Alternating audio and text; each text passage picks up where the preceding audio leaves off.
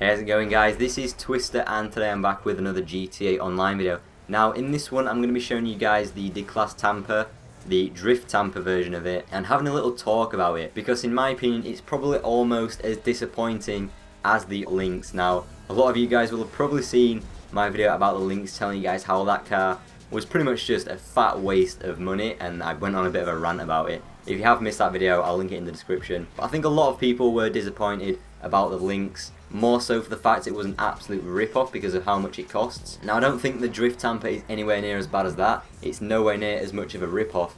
But again, it's still pretty disappointing for quite a few reasons that I'm going to go over in this video. And overall, it's pretty annoying with these two new cars, how disappointing they are.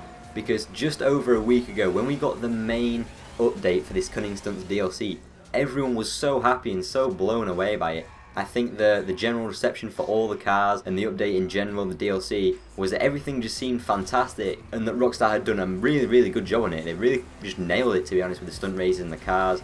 And then fast forward just a week later, we end up with a 1.7 million sports car and a Drift Tampa in the sports class. They always seem to find a way to mess it up, you know, with the Lynx being a rip-off, and again this Drift Tampa being a bit of a letdown. And the first reason is the fact that they've put it in the sports class.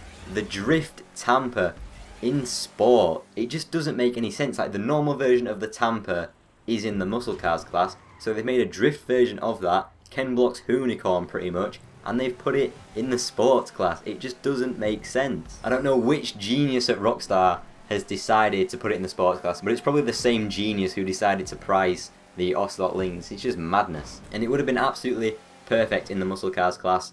It's quite a lot quicker than the regular Tampa, and fitting it into that muscle cars class, it would have been pretty competitive in races, and just generally a much better performing car relative to the other muscle cars.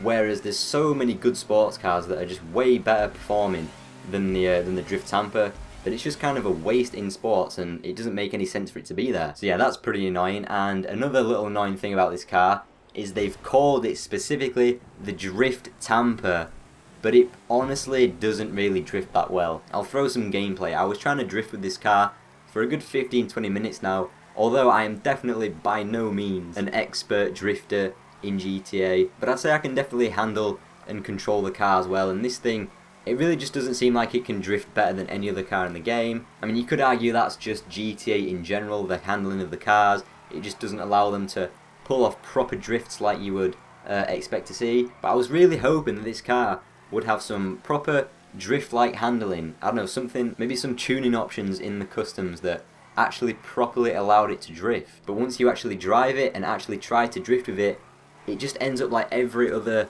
car in the game. Once you try and drift with it, you'll pull the handbrake, slam down the throttle, get it turning, you'll get a decent slide, but halfway through the slide, you'll just lose all power and the wheels don't really just spin up that much. And that's kind of the annoying thing. It's called specifically the Drift Tampa, but it really does not have any drift characteristics to the car whatsoever in terms of its handling, so pretty annoying. And to be honest, I wouldn't mind it being unable to properly drift as long as it was in the muscle cars class, and I wouldn't mind it being in the sports class as long as it could actually properly drift, as long as it had one of those things going for it, but it just doesn't. So those are kind of like two of the main letdowns of this car. It doesn't properly drift, and for some reason it's in the sports cars class. And the final thing that really lets this car down is there's like no modifications to it. Alright, again, you can argue that it gets all the modifications on it once you buy it stock. You know, it's got the wing on it, the wide body kit front bumper, it's got the livery options, but none of those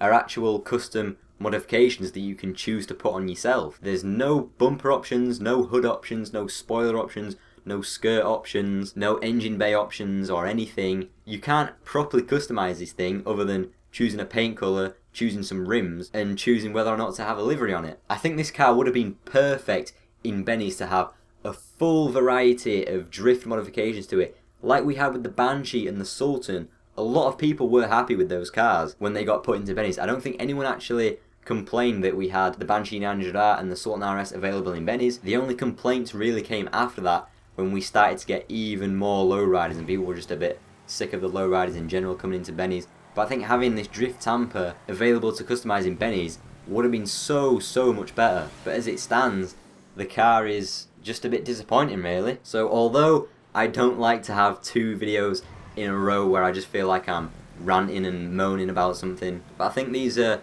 2 things, especially the 2 cars, that definitely deserve to be discussed in videos. So definitely let me know your thoughts in the comments below, what you think of the Drift Tampa. Hopefully you guys have enjoyed the video. If you have enjoyed it, make sure you leave it a like rating, subscribe to the channel if you are new, and I'll hopefully see you all in my next video. See you later, guys.